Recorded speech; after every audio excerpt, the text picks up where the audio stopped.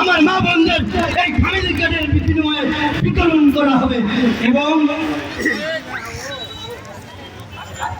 আপনারা আপনাদের সন্তানদের যাদের শিক্ষিত করেছেন, শিক্ষিত সন্তানদের যারা শিক্ষিত বেকার রয়েছে, আমার শিক্ষিত বেকার ভাইদের বলছি, হতাশা হবার কোনো কারণ নেই। দেশনায়ক জনাব তারেক রহমান 31 দফায় বলেছে আমরা শিক্ষিত বেকারদের ভাতা চালু করব, বিএনপি শিক্ষিত বেকারদের ভাতা প্রদান করবে, টেনশনের কিছু নাই। দেশনায়ক জনাব তারেক রহমান বলেছেন আজকে আমাদের সৌভাগ্যবান কৃষক, কৃষি প্রধান বাংলাদেশ, একটু পিছনে যান, একটু পিছনে যান।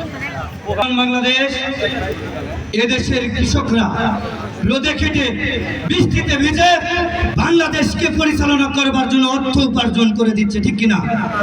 আপনাদের অর্থে বাংলাদেশ চলে, কৃষকদের শ্রমে বাংলাদেশ চলে।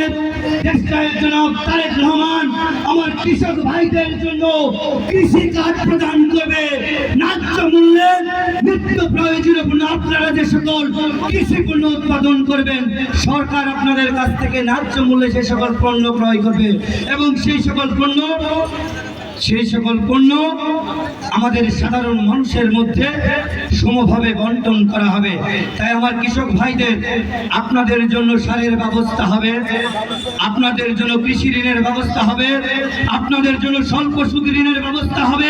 দেশনায়ক জনাব তারেক রহমান বাংলাদেশের কৃষকদের মডেল করে তুলবে, বাংলাদেশের কৃষকদের জন্য কাজ করবে। শহীদ রাষ্ট্রপতি জিয়াউর রহমানের মতো দেশনায়ক জনাব তারেক রহমান কৃষকের ঘরে সুখ ফিরিয়ে আনবে ইনশাআল্লাহ। আমরা সেই বাংলাদেশ যদি দেখতে চাই, আমাদের প্রিয় নেতা নওগাঁ সদর 5 আসনের বাংলাদেশের নওগাঁ সদরের কৃষি প্রধান এলাকা হিসেবে কৃষকদের কথা সংসদে গিয়ে মন খুলে তুলে ধরবার জন্য, দেশনায়ক জনাব তারেক রহমানের হাতকে শক্তিশালী করবার জন্য, আমার মা বোনদের কথা বলবার জন্য আমাদের প্রিয় নেতা আলহাজ মাওলানা রহমান রিপন ভাইকে আমরা সদর আসনের সংসদীয় আসনের আমরা মনোনয়ন প্রত্যাশী। আমরা দোয়া চাই, আমরা দোয়া করব মন খুলে, যেন আমাদের প্রিয় নেতা আমাদের আলহাজ মাওলানা রহমান রিপন ভাইকে নওগাঁ সদর